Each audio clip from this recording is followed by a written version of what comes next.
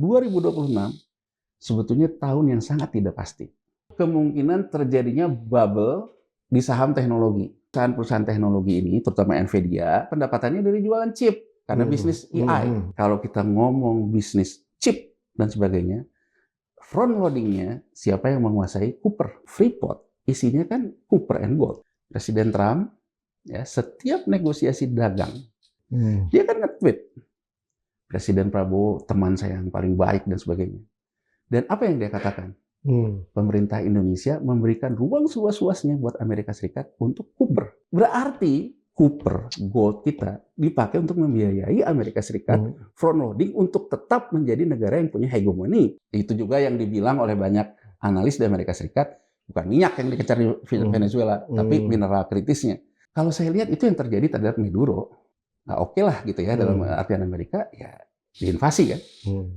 Dan menurut saya kayaknya pilihan pemerintah kita melihatnya stabilitas politik. Sekarang bukan petrodolar lagi, eranya mineral dolar.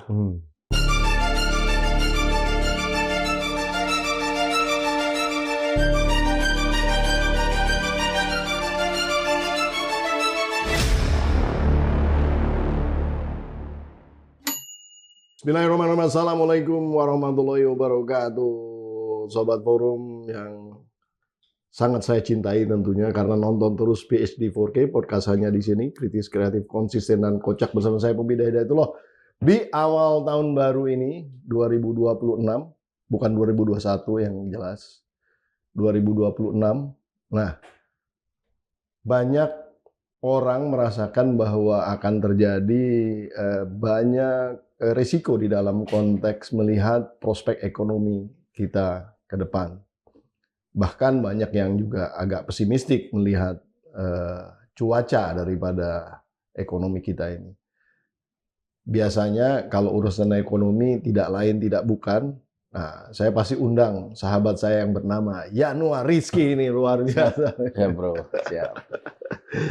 Gimana, setuju dengan komentar-komentar itu? Setuju. Jadi gini, kalau kita bicara tentang krisis ekonomi, bahwa yang namanya crash itu sunatullah. Gitu. Oh, pasti akan terjadi. Akan terjadi. Tinggal masalahnya kapan. Ya, gitu. karena gini, pasar keuangan yang terbuka, apalagi makin terbuka seperti sekarang, jadi artinya geopolitik itu UUD lah ya, ujung-ujungnya duit gitu ya. Apalagi setelah kita melalui era Perang Dunia Kedua, ya 1944 itu kan masuk ke dalam kesepakatan dunia ini diatasi oleh multilateral. Betul. Lahirnya IMF, lahirnya Bank Dunia lewat Bretton Woods Agreement. Tapi kan sebetulnya dalam lembaga multilateral itu di PBB-nya ada hak veto, di SDR di IMF-nya ada SDR IMF, ya, yang currency gitu ya. Jadi artinya cara imperialisme mengatur itu melalui badan dunia. Kalau dulu kan melalui invasi antar negara. Gitu. Nah, jadi karena posisi kolonialisasi lah ya. Kolonialisasi. Jadi kalau sekarang itu ya modelnya memang seolah-olah yang namanya invasi antar negara itu tradisional banget lah gitu ya.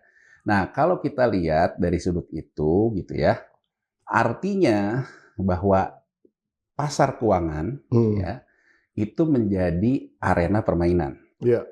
Jadi saya ingin sedikit menukil ya. Jadi misalnya kalau yang dengar podcast kita ya, misalnya film tentang John Nash yang dapat Nobel ya tahun 82 atau 83 dapat Nobel tentang game theory. Ya. Jadi filmnya kan diangkat di Beautiful Mind gitu ya. Si John Nash itu di Beautiful Mind dia bilang di satu kafe, dia bilang, wah saya ketemu jawabannya bahwa segala sesuatu tuh ada penyebabnya. Sebab akibat. Dia kemudian membuatlah jurnal menentang yang namanya Adam Smith tentang invisible hand. Jadi menurut si John Nash gitu ya, bahwa invisible hand itu sebenarnya nggak ada. Yang ada itu adalah pemain dominan yang kemudian seolah-olah menjadi invisible hand dalam perekonomian terbuka. Dia itu mempertahankan dominasinya dengan bergerak ke titik keseimbangan baru. Atau dia mendapatkan respon dari pemain baru yang ingin menjadi pemain dominan baru Hmm. yang memaksa dia bergeser ke titik kesimbangan Iya, baru. iya, iya. Jadi pendekatannya game teori. Hmm. Dan menurut saya itu yang paling mencerminkan apa yang terjadi di dunia sebetulnya. Hmm. Nah, kita lihat Bang Pompi ya, sebelum kita melihat kondisi saat ini, gitu ya. Dunia ini ya, awal muasal tentang, jadi gini, kalau kita lihat dunia, negara apapun, itu sangat tergantung yang namanya dengan surat utang pemerintahnya. Iya. Surat utang pemerintah negaranya ini, kalau kita lihat, ekses likuiditasnya itu datang dari negara maju. Iya. Dalam hal ini yang memegang ruling currency di Bretton Woods Agreement, Hmm. ya, kubunya SDR IMF. Hmm. Tapi di sisi lain gitu ya, bahwa dunia ini kan bisa saja Anda menguasai ya Hmm. pasar keuangannya, sistem keuangannya, tapi kalau Anda tidak berproduksi, Hmm. ya, Anda juga akan kalah. Iya. Itulah kalau kita lihat fenomena Cina hari ini. Tapi yang perlu kita pahami, apakah yang namanya Amerika Serikat kalah akibat dari sudut pandang kemampuan dalam membentuk produksi, ya, yang kemudian perang dagang baru terjadi hari ini dengan Cina? Sebetulnya tidak.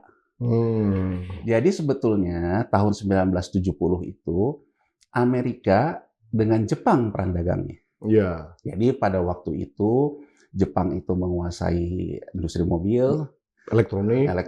ya, TV-nya, bahkan kalau kita sekarang iseng-iseng search di YouTube, Donald Trump waktu itu masih pengusaha, dia maki-maki Jepang di acaranya Oprah Winfrey, sama dengan dia sekarang maki-maki ketika dia jadi presiden ke Cina. Jadi saya ingin mengatakan history repeat on itself, gitu.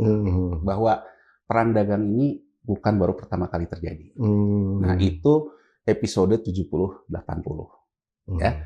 Nah, sekarang kalau kita lihat dalam episode tahun 70 tahun 80 itu, Presiden Nixon ya, tahun 71, dia mengeluarkan kebijakan bahwa yang namanya US dollar currency. Jadi kalau Amerika mau menambah uang beredar US dollar, tidak perlu lagi distandarisasi ke emas. Jadi kalau dulu yang namanya cetak uang harus ada 1:1 dengan emas.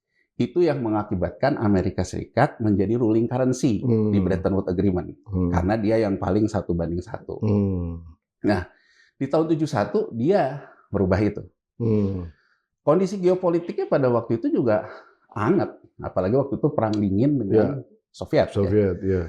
Dan yang dikatakan oleh Presiden Nixon, loh, saya ini yang mengakibatkan rasio antara uang beredar. Jadi gini loh, di bank sentral itu Bang Robi, kan kalau di sudut kanannya liabilitas ada uang beredar. Jadi sebenarnya uang yang kita pakai ini, uang fiat ini, uang kertas ini, itu sebenarnya hutang, pernyataan hutang dari bank sentral ke kita. Nah, ketika dia menerbitkan uang ini harus dengan emas kan, makanya di sisi asetnya bank sentral ada emas. Nah, kemudian di sisi aset bank sentral ini ada surat utang pemerintah. Nah, menurut Nixon, besarnya volume surat utang pemerintah di tahun 70 itu yang mengakibatkan rasio emas turun terhadap currency circulation, itu karena Amerika Serikat terikat dengan perjanjian pasca Perang Dunia Kedua. Bahwa Amerika Serikat harus membiayai pemulihan negara-negara yang hancur karena perang. Jadi martial law itu. Ya, jadi menurut dia bahwa itu diakibatkan karena kami harus memperbaiki infrastruktur banyak negara kalah perang. Sehingga pada waktu itu cenderung sekutunya mendukung. Kan ibaratnya uangnya memang mengalir juga ke Eropa yang rusak infrastruktur dan sebagainya. Jadi di situ kalau kita lihat ya terjadilah yang namanya petrodolar. Jadi pada waktu itu di tahun 70 itu dengan sentimen kayak gini ya, ketika melihat sektor real, jadi gini Bang Pompi, uang secara tradisional itu tetap harus dari emas. Ya. Ketika orang menganggap penuh ketidakpastian, maka orang akan menganggap safe haven-nya di emas. Ya. Kalau orang menganggap bahwa kita sudah saatnya untuk produksi, maka emas yang safe haven ini ditukar dengan cash. Uang. Cash ini dipakai beli copper, tembaga. Copper. Jadi secara tradisional di dunia ini selalu ada yang namanya rasio copper to gold. Ya. Jadi kalau rasionya naik, berarti sebetulnya safe haven sudah ditinggalkan, sudah masuk ke ekspansi produksi. Ya, ya. Nah, akibat kebijakan Presiden Nixon yang pada waktu itu mengatakan kita tidak lagi ke standarisasi emas, harga emasnya itu jatuh, ya kan, gitu. Tapi harga Cooper-nya juga jatuh. Ya, ya. Jadi di tahun 71 tuh ada peristiwa menarik, jatuh tajamnya rasio Cooper to gold. Ya, ya, ya, ya. Itu menunjukkan sebetulnya situasinya ke arena ketidakpastian. Tapi tidak ke emas, berbeda dengan situasi saat ini. Nah, yang dikerek naik itu harga minyak. Makanya disebut Nixon mendorong standarisasi emas diganti oleh minyak. Makanya dikenal dengan era petrodolar. Dan yang perlu diingat ya, kebijakan Nixon tahun 71 ini juga melahirkan yang namanya industri hedge fund. Iya, iya. Jadi hedge fund ini berdirinya di tahun 70-71. Ya. Nah, hedge fund ini tujuannya adalah dia mengelola dana untuk menghedging ketidakpastian di masa depan. Betul. Nah, yang ingin saya utarakan di sini, artinya ada doomsday skenario. Doomsday ya. Doomsday skenario, kiamat lah gitu ya di pasar keuangan, yang memang dikelola oleh hedge fund. Jadi bayangin Bang Pompi, kalau Bang Pompi menghedging di depan, ya Bang Pompi kan bukan sinterklas, Bang Pompi juga perlu mengelola keuntungan. Iya. Jadi instrumen hedging itu menurut saya menjadi instrumen yang pada akhirnya akan mendorong pasar keuangan terjadi koreksi yang dikatakan oleh John Nash tadi. Ketika pemain dominannya bukan invisible hand lagi, bukan invisible hand lagi. Memang ada yang masuk. Ada yang masuk menciptakan skenario untuk arah keseimbangan baru. Begitu dia, karena hedge fund ini gede-gede ya, gede banget tuh. Gede kan akhirnya memang boleh dibilang dalam kebijakan modern sekarang non-state actor yang selalu dikatakan oleh jenderal-jenderal intelijen kita itu kan di sini. Itulah ya, non-state actor, jadi orang-orang yang di luar pemerintahan, tapi menguasai politik dunia lah, ruling politik. Dia kan di belakang situ. Iya, iya. Nah, sekarang kita lihat Bang Pompi ya. Di tahun 77 ketika harga minyak itu dibuat naik. Jadi inverse nih antara copper to gold yang turun, dolar yang naik. Jadi boleh dibilang minyak juga naik. Minyak naik. Dari 70 sampai 77 itu minyak naik. Minyak naik ini yang merasakan benefitnya siapa? Negara Amerika Latin, seperti sekarang juga Venezuela. Ya, waktu itu yang banyak menikmati Meksiko. Ya, dan Indonesia. Bapak yang ini kan. Gitu ya. Jadi artinya yang ini. kan Bapak ini.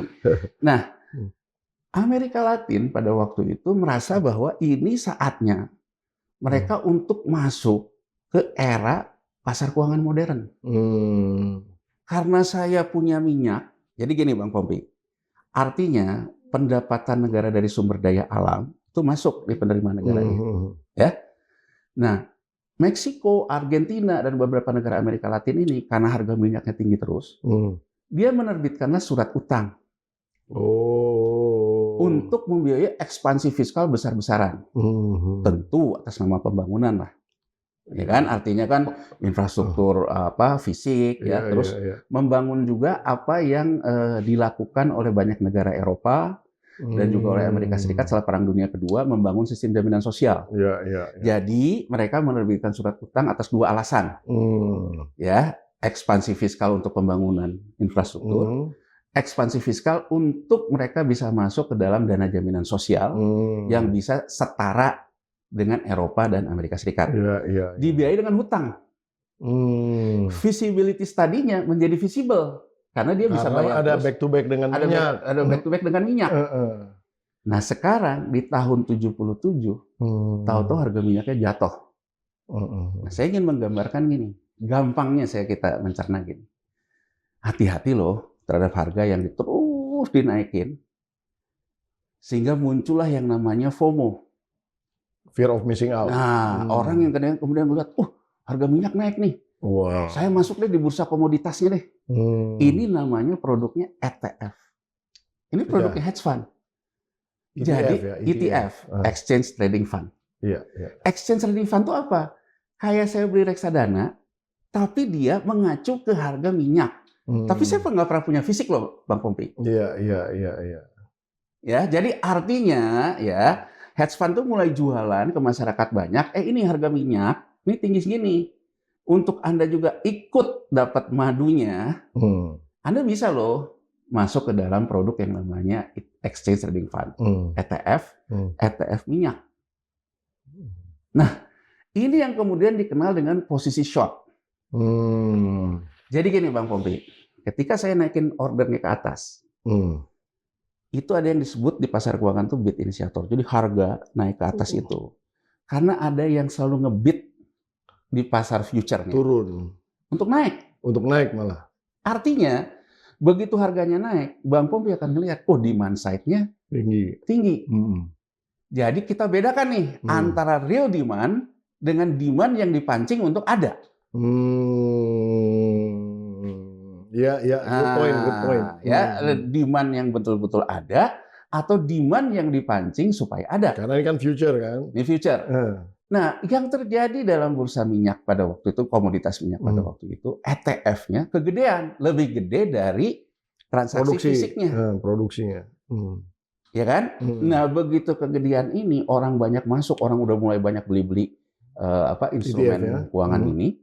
Ya dia buang barang, order dia yang dia hedging kan. Di situ ada keuntungan dia kan. Keuntungan itu kan beli bawah jual atas. Tapi saya tidak akan bisa menjual di atas kalau saya tidak creating demand dulu Bang Pompi. Tapi kenapa jadi short itu? Ya shortnya itu kan intinya ketika saya short itu sebetulnya saya posisinya sudah tidak long. Tidak dalam posisi beli lagi. Itu maksudnya short. Ya, short itu. Jadi intinya long itu kalau beli. Iya. Short itu kalau sebetulnya ngambil posisi. Jadi kurang lebih gini Bang Pompi gambarannya. Ketika harga itu naik, ya, order longnya lebih kecil. Ya, artinya mulai banyak tekanan jual.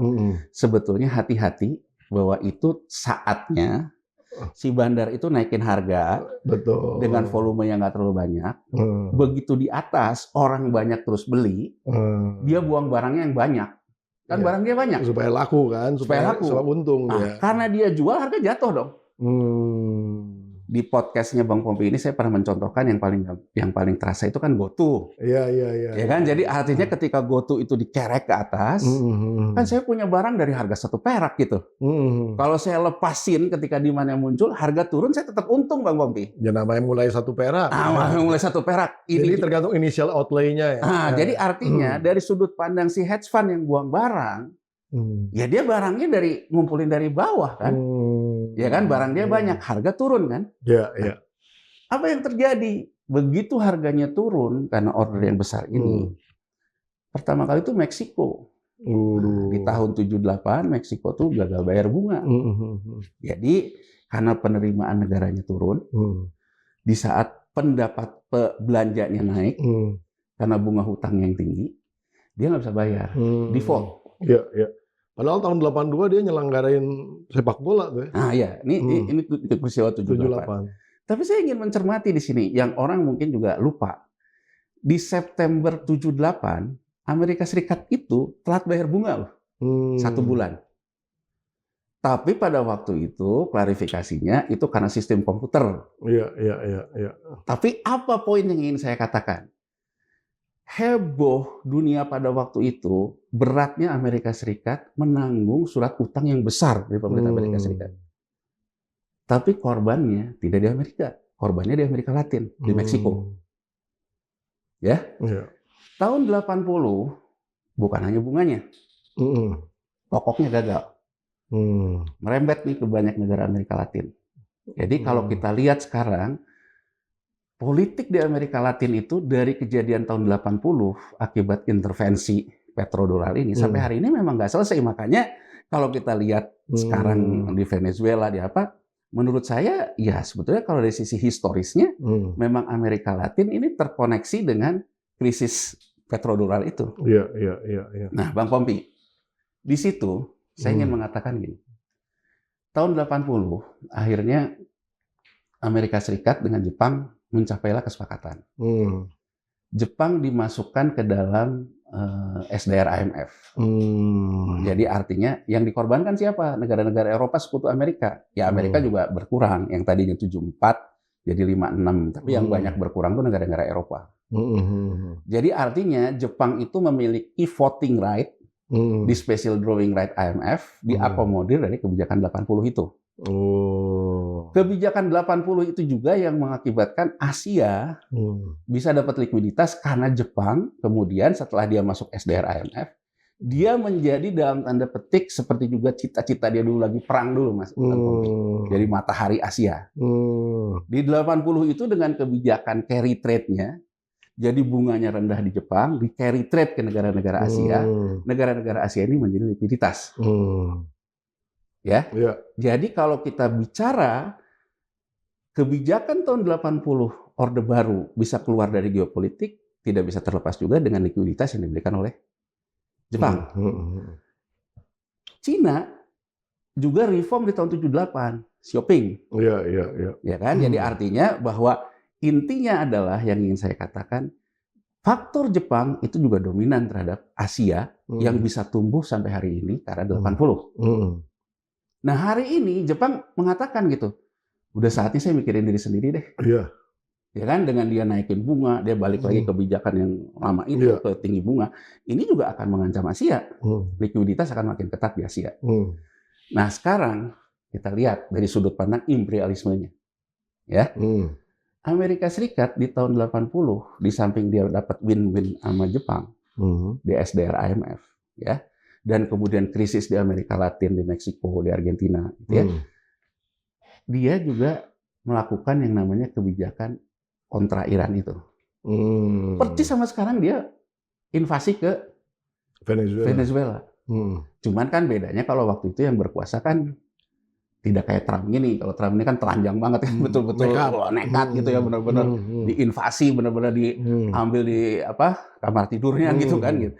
Kalau dulu kan Iran di divide et impera dengan Irak kan. Dan kalau kita lihat story-nya berikutnya, Irak yang tadinya menjadi proxy war-nya, ya Saddam Hussein kan akhirnya dihabisin juga oleh Amerika di episode itu.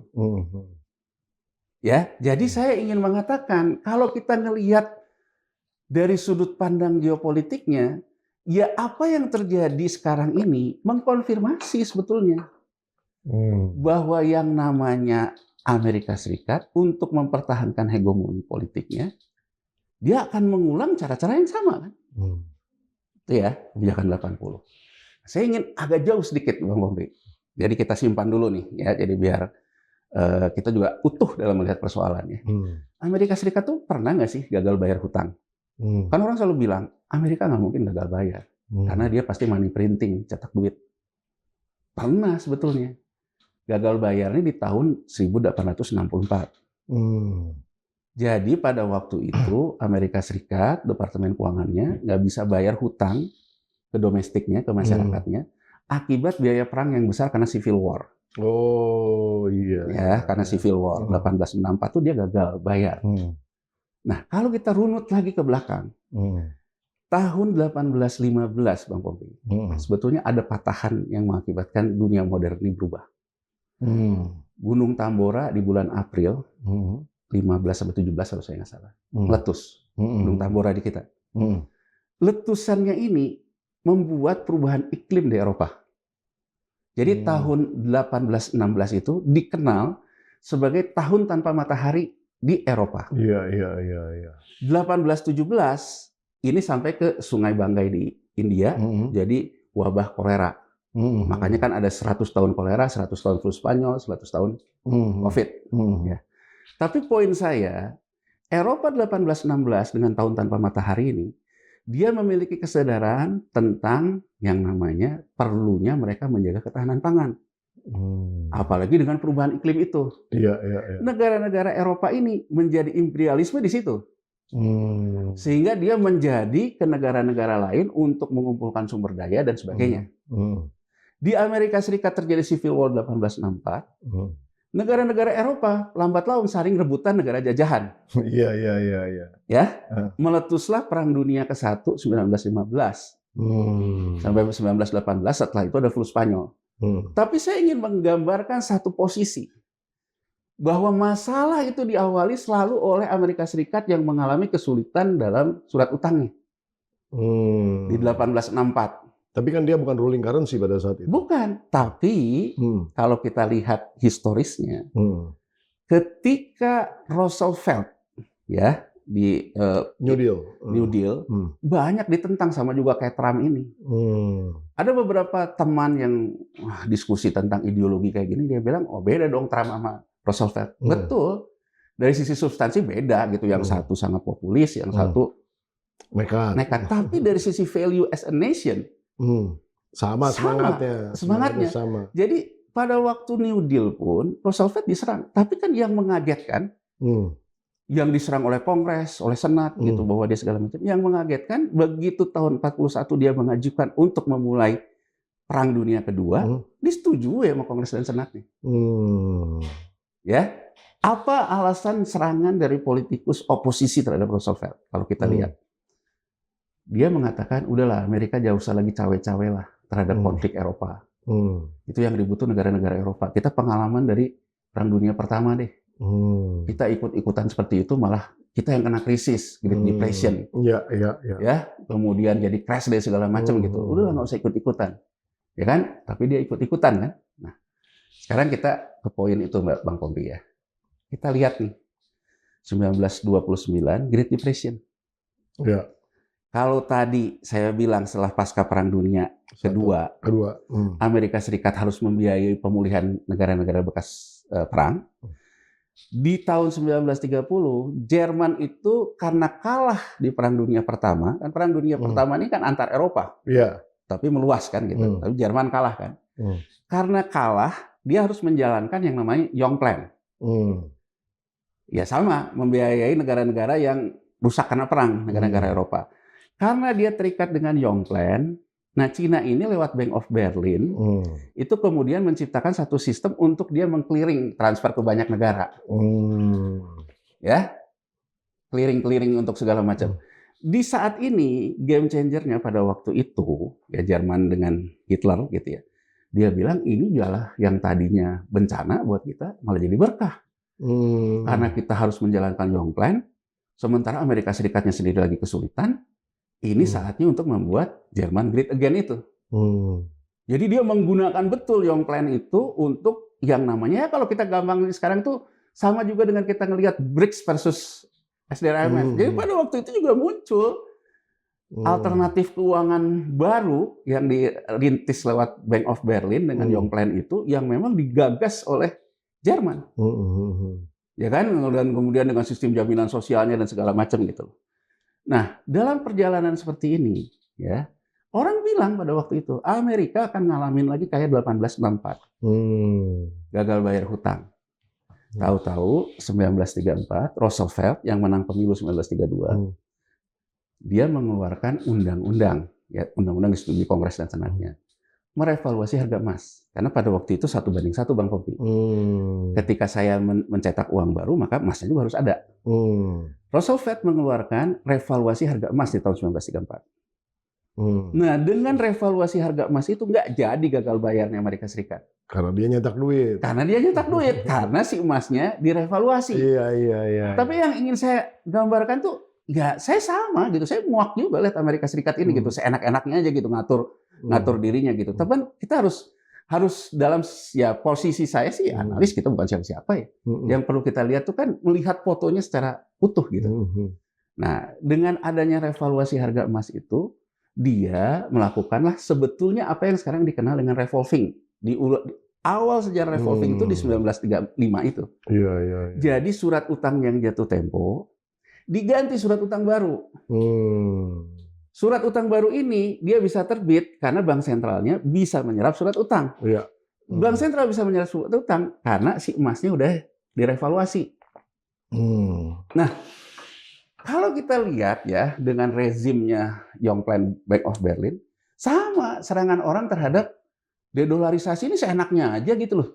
Merevaluasi harga emas segala macam gitu, kayak segala macam lah gitu. Cuman kalau kita lihat pelajaran di tahun 30 sampai dengan 40, ujungnya pertarungan itu kalau memang kubu sebelahnya, dalam hal ini Young Plan yang dipimpin oleh Jerman dan Amerika, sama-sama ngotot, ujungnya perang dunia. Jepang ada di situ juga, di Jerman. Saya hanya ingin mengatakan, kalau kita melihatnya ke titik sentral itu, ya menurut saya perang soal waktu. Dalam artian, kalau kubu BRICS ini memang sangat serius, ingin ambil bendera ruling currency dari Amerika Serikat, US dollar dan sebagainya, kalau bicara sejarah lamanya, perang. Kalau ruling currency ini tetap ada tapi mengakomodir masuk, kita bicara mungkin Cina akan kayak Jepang tahun 80. Iya. Jadi saya hanya dua hal yang bisa saya lihat di sini, Bang Popi. Satu, kemungkinan besar Cina kayak Jepang, bukan kayak Jerman dengan era lama yang betul-betul fight sampai perang. Ujungnya adalah reformasi IMF. Jadi ingat Bang Popi, tahun lalu kita pernah bahas di sini, ya kan, yang kenapa pada akhirnya Menteri Keuangan Sri Mulyani jadi menteri lagi kan. Yang waktu itu kan saya utarakan bahwa Menteri Keuangan Sri Mulyani diangkat sebagai ketua Bretton Woods Agreement Review kan. Itu tujuannya kan untuk mengakomodir Cina kan. Artinya kan ini masih berjalan nih. Jadi bisa saja ini akan ke dalam skema tahun 80 nih. Jadi Cina sama kayak Jepang, bangsa pedagang, bukan bangsa perang gitu loh Bang Pompi, gambarannya gitu, bangsa pedagang, sepanjang win-winnya ketemu, bagi-baginya ketemu, ya mungkin selesai. Karena menurut saya yang mungkin punya hasrat untuk perang di BRICS itu ya Rusia. Tapi gini Bang Pompi, sekarang kita lihat nih soal Rusia nih. Saya ingin ke tahun 2022 nih Bang Pompi, ketika Rusia menyerang Ukraina. Saya termasuk yang mengatakan di mana-mana nggak mungkin Amerika Serikat akan ikutan. Kenapa? Karena Rusia dan Amerika Serikat ya itu sebetulnya pendapatan negaranya dari sisi migasnya itu sama-sama mengandalkan gas. Jadi menyerang Ukraina ya, kemudian Rusia disanksi oleh Eropa mengakibatkan harga gas naik. Dan itu dinikmati oleh Amerika dan Rusia. Jadi kalau sekarang kita lihat, Trump bilang dia mau menyerang Greenland ke Uni Eropa. Karena Uni Eropa sebenarnya kecewa di 2022 ke Amerika Serikat. Dan itu belum Trump loh. Kecewa ke Amerika Serikat karena ibaratnya Amerika Serikat itu juga menikmati kenaikan harga gas itu, Bang Pompi ya. Kenaikan harga gas sama Rusia. Jadi saya ingin mengatakan, kalau sekarang misalnya Amerika Serikat invasi ke Venezuela, sama juga dengan dulu Amerika Serikat invasi ke Teluk, dan kemudian mengatur lagi harga minyak, ya mungkin menurut saya Rusia juga diuntungkan. Cina jelas dirugikan ya, karena Cina kan dapat barang energinya dari situ. Tapi kan kita lihat BRICS ini polarisasinya apa betul satu kesatuan? Kan beda-beda kepentingan kan Bang Pompi. Itu loh, kalau Cina kan memang betul dia leading di dagang. Tapi kan kalau Rusia kan sebetulnya juga ada memori dia untuk membangkitkan lagi kekuatan lamanya kan? Dalam politik. Jadi saya ngelihatnya Bang Pompi ya, sekarang ini yang terkait dengan Venezuela ini. Ada dua sinyal. Sinyal tahun 34 ada nggak? Menurut saya ada. Apa ukurannya? Satu, harga emas kalau dulu direvaluasi pakai undang-undang oleh Roosevelt, sekarang didorong pakai pasar. Harganya tuh to the moon kata orang. Bang Pompi, dari tahun 2022. Jadi dia tetap punya spare buat nyetak nih ya? Ya. Karena ini harganya udah di atas. Jadi kalau dulu pakai undang-undang, sekarang kayak pasar. 2022, saya ingat ya, dan saya pernah lihat gitu ya. Saya ada yang nanya lah ke saya, salah satu nanya ke saya, dia bilang saya ditawarin nih sama hedge fund untuk konversi ke emas.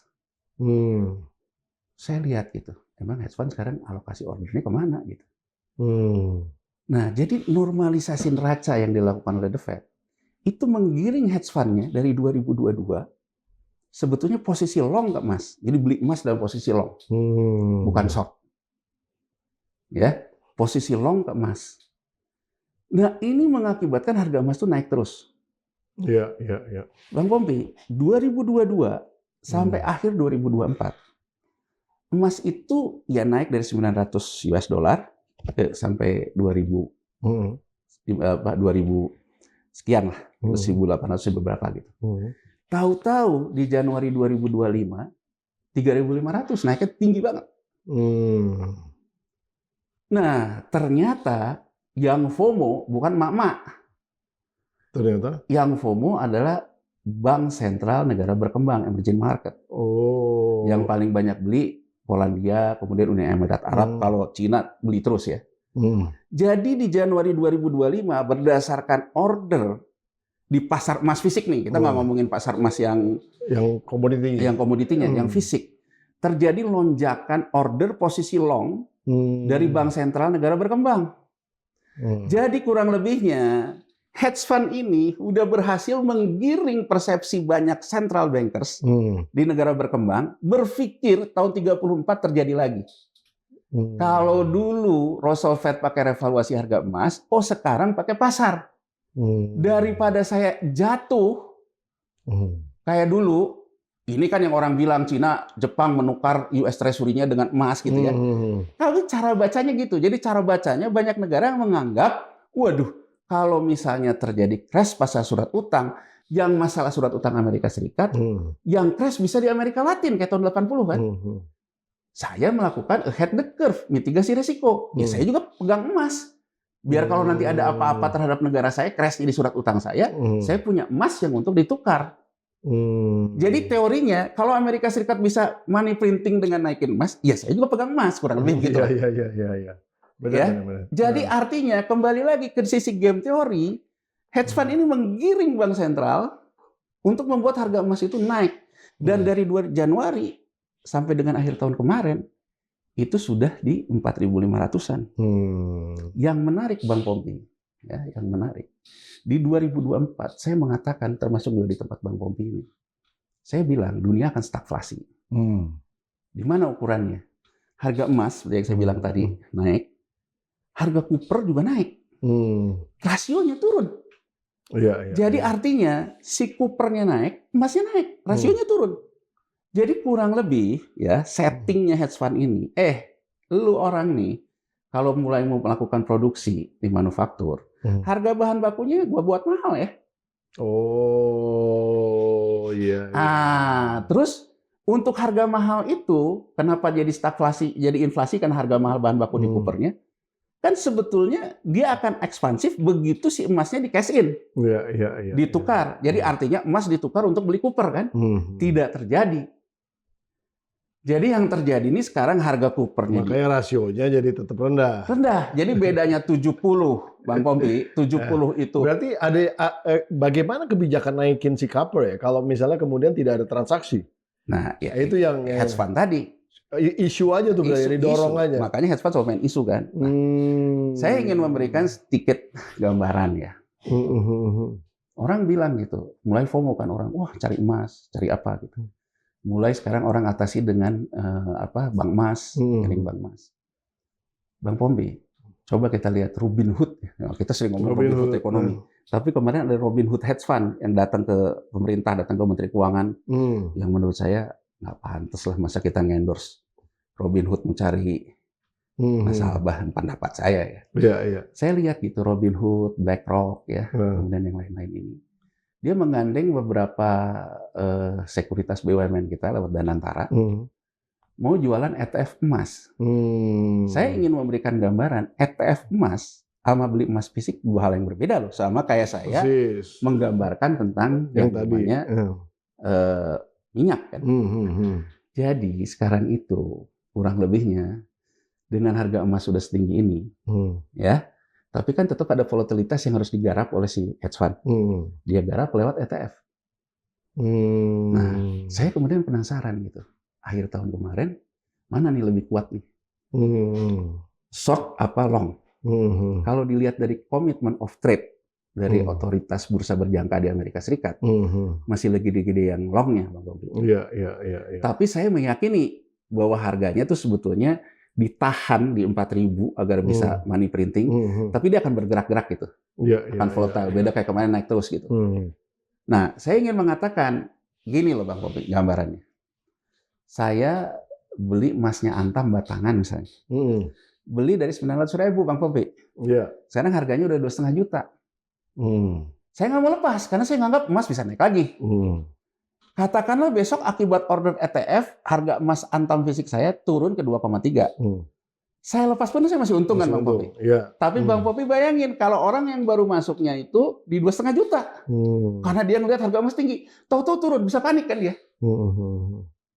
Jadi maksud saya, ketika order itu sudah terlalu tinggi, hati-hati terhadap situasi yang berbeda.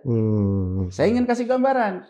Sekarang di tahun 2025, posisi short itu adanya di mana? Di saham, Bang Popi.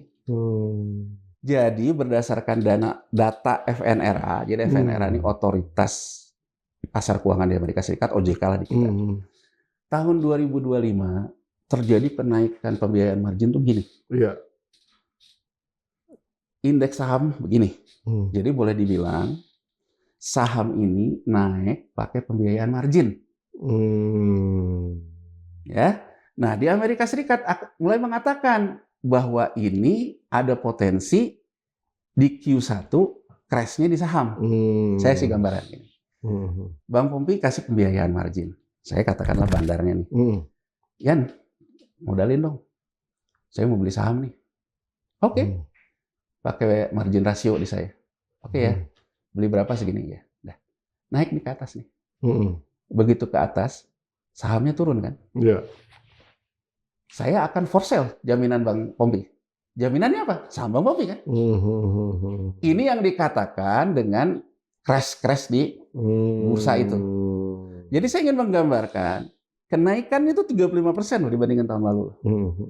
Jadi kalau sekarang kita ngelihat indeks harga saham gabungan kita setinggi ini tanpa didukung oleh dividen yield karena sektor realnya masih sakit, hati-hati, ini jangan-jangan yang punya barang emang mau buang.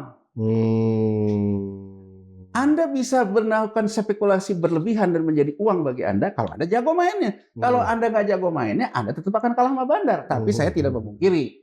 Ada orang yang bisa follow the bandar kan? Tapi saya juga ingin mengatakan gitu loh, bahwa dunia yang bertumpu uangnya dari spekulasi berlebihan juga bisa dalam saat-saat yang genting. Ini menjawab pertanyaan Bang Popi pertama tadi. Ini yang mengakibatkan banyak ekonom di Amerika dan di Eropa menganggap 2026 sebetulnya tahun yang sangat tidak pasti. Ngukurnya dari sini. Ngukurnya tuh kemungkinan terjadinya bubble di saham teknologi. Oh, yang 7 besar itu. Si Jeremy Powell, Chairman The Fed bilang, oh jangan FOMO dong. Bubble.com 90 nggak akan kejadian sekarang. Kenapa? Karena perusahaan-perusahaan teknologi ini, terutama Nvidia, dia bilang punya pendapatannya dari jualan chip karena bisnis AI. Nah, dilalahnya laporan keuangan Nvidia terakhir keluar, angka marketnya ketinggian dibandingkan angka real penjualan chipnya. Bahkan Google udah mengatakan evaluasi terhadap saham-saham teknologi dan juga valuasi terhadap saham-saham AI ini ketinggian. Ya kan? Nah, kita lihat konteks geopolitiknya, Bang Pompi. Ke Indonesia dulu deh. Presiden Trump, ya, setiap negosiasi dagang, bahkan yang pertama kali dia umumkan, yang bukan yang sekarang nih, yang belakang nih, ketika dulu kita bangga tarif kita turun segala macam. Dia kan nge-tweet, Presiden Prabowo teman saya yang paling baik dan sebagainya. Dan apa yang dia katakan? Pemerintah Indonesia memberikan ruang seluas-luasnya buat Amerika Serikat untuk kuper. Jadi Bang Pompi, kalau kita ngomong bisnis chip dan sebagainya, front loadingnya siapa yang menguasai kuper? Karena di situ awalnya.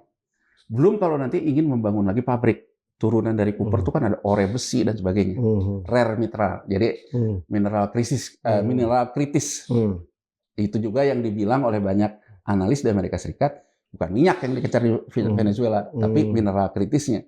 Kita baca saja dalam negosiasi terakhir dagang ini, Amerika Serikat akan memberikan ruang kepada kakao, kopi, teh, sawit masuk, tapi Indonesia harus merelaksasi ekspor mineral kritis.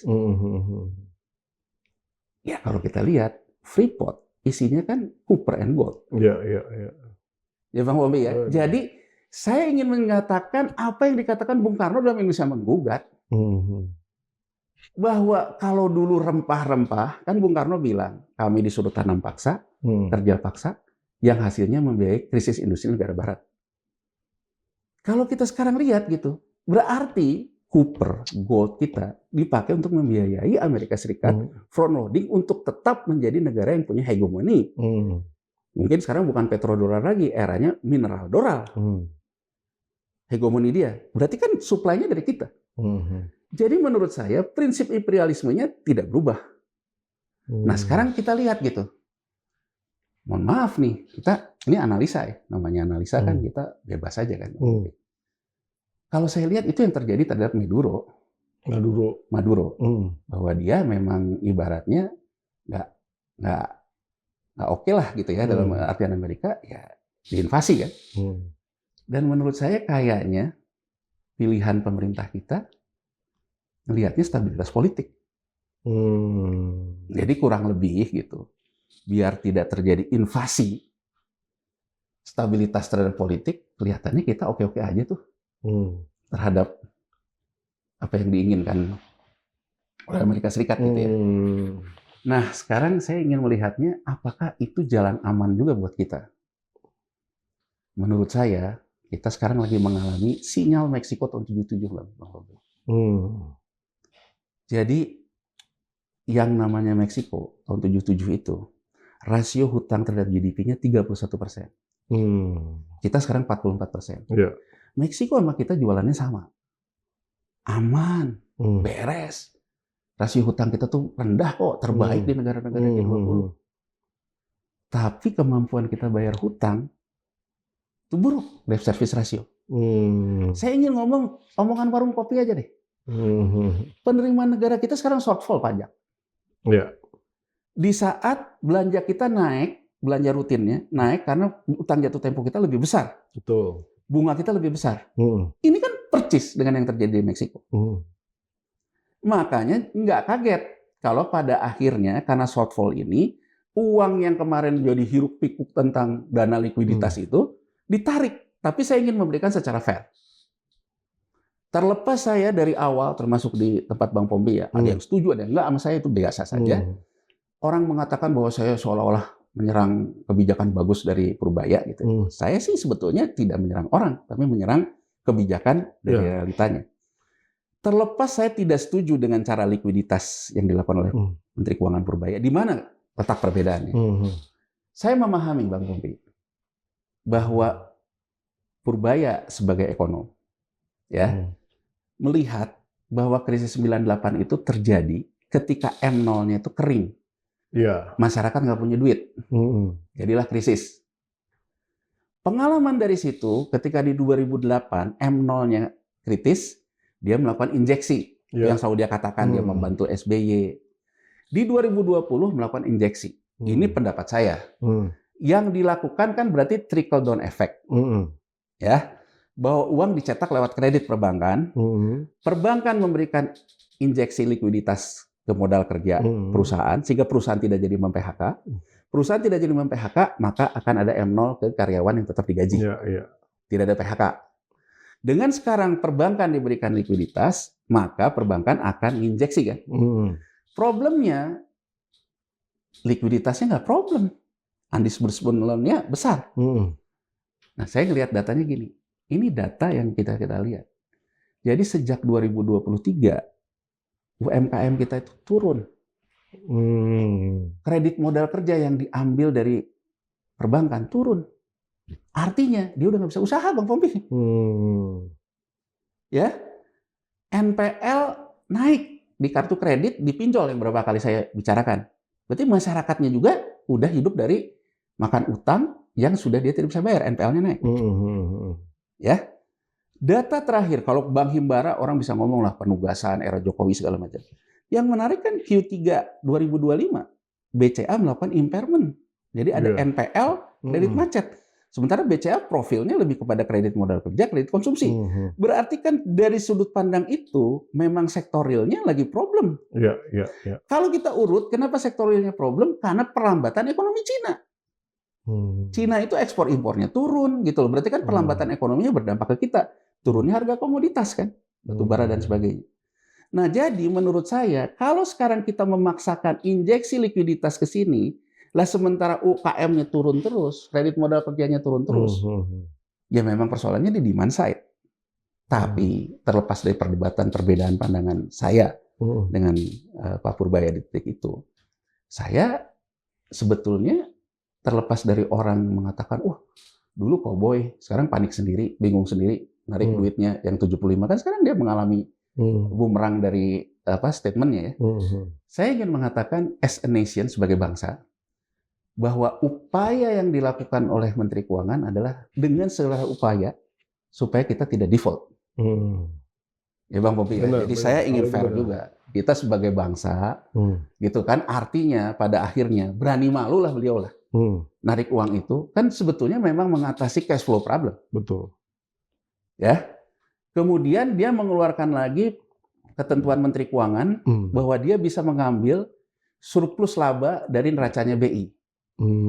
Ini kan sebetulnya kalau kita lihat sudah dikemukakan oleh Menteri Keuangan lama Sri Mulyani di DPR, dengan munculnya Danantara, APBN mengalami crowding out 84 triliun. Ya kan? Iya. Tapi dia bilang, kan ini pilihan politik, crowding out-nya bisa kita atasi dengan kenaikan PNBP 40 triliun. Dia bilang masih ada kurang sekitar 44. Sekarang 44 ini nggak tahu masih kurang atau enggak ya. Penerimaan juga turun. Berarti kan pilihan satu-satunya ngambil ke sesuatu yang masih bisa diambil. Ya BI kan ada modal pemerintah. Iya. Tapi ini tentu akan menimbulkan kontraksi. Apakah BI masih punya CAR yang cukup untuk melakukan stabilisasi rupiah di 2026? Di tengah pasarnya kayak gini. Jadi ini pilihan-pilihan sulit Bang Pompi. Sangat sulit. Dan menurut saya sebetulnya pada akhirnya kita berharap Menteri Keuangan bisa menggiring presidennya itu rasional gitu. Mungkin belanja-belanjanya memang Di-cut down. Di-cut down tapi yang tidak menimbulkan krisis ya. Kan gini loh. Kalau sekarang kita merelokasi transfer keuangan daerah untuk membela MBG. Daerah nggak ada duit. Ya akan ada konflik sosial. Betul. Ya kan? Jadi Kita udah pernah bahas juga. Udah pernah bahas. Jadi menurut saya dan ada yang nelfon kan? Nah, menurut saya Bang Fabri hanya dua masalah. Dan ini kelihatannya yang juga diyakini oleh presiden ya. Kalau kita ngelihatnya ke era geopolitik dengan sinyal-sinyal harga emas tadi 1934, soal waktu kan dunia ini akan bertikai dalam invasi antar negara. Dan kalau kita lihat perbedaan pendapat Donald Trump dengan Elon Musk, Elon Musk itu mengatakan bahwa komitmen saya sama Trump hanya mengatasi revolving, jangan defisit lagi. Tahu-tahu Trump ya revolving ya defisit. Iya. Defisitnya kalau kita lihat belanja militer Bang Pompi. Jadi kalau dilihat di situ wajar kalau sekarang Trump memicu perang. Emang APBN-nya juga dia setting untuk ke situ. Untuk ke situ gitu loh kan gitu loh. Jadi ya pokoknya nunjukin hasil lah ya, kira-kira gitu. Ya orang lebih kan begitu ya. Jadi artinya kan kita punya gitu. Sebenarnya sekarang kita follow ini nggak? Menurut saya iya. Kalau kita lihat ya, kalau kita lihat Presiden Prabowo sangat meyakini game changer Presiden Soeharto Orde Baru 80 mampu kita keluar dari krisis dengan skema kampung kebun kota dengan programnya transmigrasi dan sebagainya. Tapi saya ingin katakan ke Pak Prabowo pada saat itu kita memang surplus dari minyak dan belum punya hutang. Jadi sebetulnya biaya itu transmigrasi segala itu bukan dibiayai oleh karena kita punya beban hutang. Memang ada surplus yang dipakai. Kurang lebihnya tuh mantap lah. 80 itu makan tabungan dari soal minyak. Tapi ketika tabungannya habis, mulai merelaksasi perbankan dengan faktor 88, jadi krismon 98 kan? Nah, artinya saya ingin mengatakan bahwa kalau kita menganggap kita persis kayak 80 untuk tetap tumbuh di tengah geopolitik, menurut saya asumsinya keliru. Karena kalau sekarang kita lebih mirip Meksiko 77 dibandingkan Orde Baru 80. Ya, nah dalam konteks kayak gitu, beliau meyakini gitu bahwa kalau misalnya tidak ada invasi antar negara, krisis sosial kan? Kalau krisis sosial, maka jangan sampai di Bangladesh kan, di Nepal kan, di Bulgaria kan, maka yang namanya bansos jangan terhenti. Ini soal keyakinan nih. Kelihatannya Presiden sangat yakin bahwa MBG itu bagian dari bansos yang dia ingin pertahankan, termasuk Koperasi Merah Putih. Tapi yang terjadi sekarang Bang Pompi, di Koperasi Merah Putih ini dapat kredit dari Bank Himbara. Nanti tahu-tahu Bank Himbara itu akan dapat jaminan pembayaran itu dari dana desa. Iya, iya. Ini terjadi konflik loh di daerah loh, di desa loh. Kepala desa yang selama ini menjadi juragan BUMDes, yang selama ini mendapatkan dana desa, sekarang dananya diambil oleh Koperasi Merah Putih. Iya, iya. Bang Popi bayangin nggak bisa terjadi di desa keributan elit politik desa gitu antara elit lama, Rebutan ya kan? duit. Rebutan duit gitu. Ini kan berpotensi juga mengakibatkan perang kelas itu yang saya bilang. Iya, iya, iya. Nah, jadi kalau menurut saya gitu ya, ya kita mendukung pemerintah ini untuk jangan mencegah krisis. Ya, karena gini Bang Popi, kalau krisis terjadi yang besar, saya meyakini mereka udah hedging, apalagi udah pengalaman 98. Punya reserve lah ya. Pejabatnya juga udah hedging. Ya kan? Kelas yang paling bawah mungkin dapat BLT. Dari kelas menengah yang. Partai-partai kalau berdasarkan temuan ICW bahwa MBG itu proyek bancakan yang oleh partai-partai kan sekarang beredar tuh yang dari ICW. Ya kan? Nah, kelas menengah terjepit, kehilangan pekerjaan, dapat bansos enggak? Dapat kerjaan enggak? Kalau ini jadi sinyal perang kelas, hati-hati terhadap apa yang terjadi di Korea Selatan 97. Kelas menengah yang tak terduga yang akhirnya meletup. Ya, ya, ya. Jadi kalau menurut saya, kita harus pada satu titik kejujuran. Penerimaan negara ini turun, penyebabnya daya beli yang turun, daya kerja yang turun. Mungkin kita perlu mengingat ketika Jepang masuk, dia untuk menghindari pengaruh dari VOC dan Belanda, dia melakukan lockdown, yang disebut dengan kebijakan autokrasi itu. Jepang pada waktu itu memanfaatkan legacy yang ditinggalkan oleh VOC. Jadi Sumatera itu kebun, Jawa ini sawah, Timur itu rempah-rempah. Dia menutup semua pelabuhan, kita tidak bisa keluarkan barang itu. Dia buat transaksi antar daerah. Orang Sumatera jual ininya. Ini Jepang nih, pernah dilakukan oleh Jepang nih. Kemudian Jawa beli ini. OVOP itu ya, OVOP. Jadi kalau menurut saya, daripada kita sibuk membangun narasi BRICS, SDR, IMF, terus seolah-olah kita menganggap Cina ini, ya kita tetap harus kata yang dikatakan Bung Karno, non-blok lah.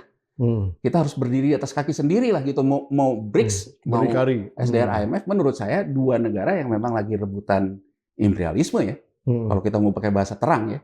Jadi kalau menurut saya, kita berharap Presiden bisa menjalankan transaksi antar masyarakatnya. Ya, ya. Transaksi antar daerah. Penting sekali itu. Penting. Ya. Bahkan mungkin Presiden bisa mengajak yang kita selalu sebut Robin Hood itu. Agar dana-dana itu masuk dan memperbaiki ini. Itu menurut saya, karena kita bukan pemain dominan dalam peperangan ini, ya, jadi kita punya gamenya sendiri gitu. Iya, iya. Itu sih Bang Popi. Jadi ya kalau saya jadi lihat, survival mode lah ya. Survival mode. Jadi mungkin untuk men-summary gitu ya, menurut saya kita akan ada sinyal seperti tahun 34 dengan harga emas. Jadi ada sinyal kalau ini terus akan saling ngotot tentang ruling currency, ya mungkin soal waktu, soal perang yang lebih luas. Tapi kalau ini cuma persoalan petrodolar, karena gini, saya ingin terakhir mengatakan Trump di tahun 2016 ketika kampanye, dia mengatakan Amerika menjadi negara lemah itu karena Obama. Karena Obama, sosialisme itu. Karena Obama menerapkan politik inflasi rendah yang mengakibatkan harga energi rendah. Harga energi rendah mengakibatkan biaya produksi lebih rendah dari harga jual. Karena kan waktu itu ada shale gas dan sebagainya itu. Jadi menurut Trump itu yang mengakibatkan banyak pengangguran, PHK di sektor migas dan dia termasuk di kita juga kan. Kawan-kawan kita yang kerja di kontrak-kontrak karya di Amerika dipecatin di tahun 2016 kan gitu ya. Jadi menurut Trump Amerika menjadi lemah karena itu. Karena untuk produksi rugi karena kebijakan energi rendah. Nah, makanya dia kemudian mendorong harga energi naik kan. Ya kan, harga energi ini naik. Nah, yang menarik adalah Jeremy Powell, ya chair the Fed ini, gubernur the Fed yang pilih Trump. Yang menarik dia di tahun 2019 dia memberikan testimoni. Ternyata era petrodolar itu nggak sama loh. Jadi kalau dulu waktu 70 Bang Pompi, dengan harga minyak itu dinaikin ke atas, penyerapan lapangan kerjanya itu linear. Jadi ada grafiknya. Nanti kalau mau lihat ada, ya tinggal di search aja lah. Testimoni Jeremy Powell akan keluar. Jadi Jeremy Powell menunjukkan kebijakan 71 yang menukar emas menjadi petrodolar, yang harga minyak tuh naik, penyerapan lapangan kerja naik. Ketika krisis 80 terjadi, harga minyak jatuh, lapangan pekerjaan itu jatuh. Ketika dia memulai perang teluk, ya perang teluk dan segala macam yang mengakibatkan harga minyak tuh naik lagi. Dan kemudian terjadi perang energi yang di 2002 antara Greenspan dengan Cina yang harga energi naik. Tapi menurut dia, setelah era 80 itu, elastisitasnya itu menurun. Jadi penyerapan lapangan kerjanya tuh tidak sebagus ketika petrodolar itu. Jadi kalau kita lihat sih mungkin Trump ini ya sama juga kita melihat pemimpin kita ya, ini old school gitu. Mungkin dia juga masih mikir old school sepanjang kalau harga minyak naik, perusahaan Amerika di mana-mana, yang namanya masalah pengangguran ini selesai. Walaupun sebetulnya kalau kata Jeremy Powell sudah tidak elastis lagi. Tapi saya ingin menggambarkan gitu loh, bahwa sebetulnya ya ini kan antara dua hal nih. Mengaktifkan emas sebagai ruling currency, kalau terjadi apa segala macam ini, mengaktifkan petrodolar kan. Nah, kalau dia mengaktifkan emas, artinya gejala perang. Kalau dia mengaktifkan petrodolar, gejala invasi kan. Gitu loh. Dua-duanya sama aja. Cuma saya ingin mengatakan bahwa ini sebenarnya menunjukkan bahwa Amerika Serikat memang lagi kesulitan. Tapi kan masalahnya kalau dia kesulitan, akhirnya korbannya di negara lain. Terakhir Bang Pompi, saya ingin menggarikan data dari Bank of International Settlement. Data Bank of International Settlement, dia mengatakan bahwa era sekarang ini, sejak The Fed itu mengeluarkan quantitative easing untuk keluar dari krisis moneter, dari krisis Wall Street 2008. Sejak 2011 sampai hari ini, peran non-bank itu meningkat tajam di negara maju. Peran banknya itu turun. Jadi dengan kata lain, bahwa hedge fund semakin mengendalikan uang beredar, bukan bank. Data dari Bank of International Settlement di negara berkembang, ya termasuk kita kan negara berkembang, masih nempel gitu. Walaupun dari 2016 ada tren bahwa yang namanya non-banknya naik. Tapi masih gini, kalau di negara maju udah gitu banget. Kemudian dia mengatakan, posisi terbesar dari non-bank itu apa? Surat utang pemerintah di banyak negara. Jadi surat utang pemerintah gini. Jadi artinya, surat utang kita ini ada gejala kayak tahun 80. Ya saya hanya ingin mengatakan, jangan sampai kita kayak Meksiko. Yang masalah siapa, korbannya di mana? Itu Amerika kan? Amerika selalu begitu gitu. Yang masalah di mana, korbannya di mana? Jadi ya saya hanya ingin titip pesan gitu ya. Mungkin saya setuju dengan Pak Presiden. Saatnya kita bersatu sebagai bangsa. Tapi menurut saya Pak Presiden juga jangan tipis kuping loh. Dia juga harus mendengarkan berbagai macam. Ya saya paham sih. Presiden juga kan banyak baca geopolitik. Tapi kan tidak ada salahnya juga dia untuk melihat berbagai macam skenario yang mungkin timbul, sehingga akhirnya ada kesatuan, kita dipersamakan oleh musuh bersama. Sama kayak kita ngelihat, mungkin orang nggak suka sama Trump di Amerika. Tapi untuk kesatuan mereka, untuk tetap menjadi hegemoni secara politik, mungkin mereka pada akhirnya bersatu, Bang Pompi. Nah, menurut saya kan, mendefinisikan kawan bersama ini jauh lebih penting dibandingkan kita seolah-olah ya syaratnya ya mau mendengar dong. Itu aja sih Bang Pompi. Mantap sekali nih, luar biasa. Terima kasih Bung Yanuar.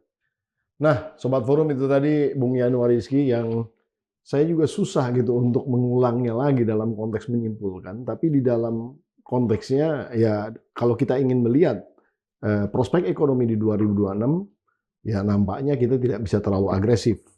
Karena apa? Karena memang ini saatnya untuk masuk di survival mode. Artinya kita harus lebih kuat di dalam konteks membentuk tadi transaksi antar wilayah dan diperkuat di dalam konteks di dalam negerinya. Karena bagaimanapun juga kalau kita terlalu mengikuti blok mana dan blok sini, blok sana dan blok sini, nah ini akan menjadi persoalan bagi kita sendiri ke depan. Nah, kalau kita memperkuat di dalam negeri dan kemudian kita bisa menstabilkan yang namanya fiskal kita agar tidak default, nah kemungkinan kita bisa survive di tahun 2026 ini. Baiklah, akhirnya waktu yang membatasi kita. Saya Pembida Hidayatul Arus undur diri. Nonton terus PhD 4K, podcast hanya di sini, kritis, kreatif, konsisten, dan kocak. Sampai episode berikutnya. Wassalamualaikum warahmatullahi wabarakatuh. Luar biasa.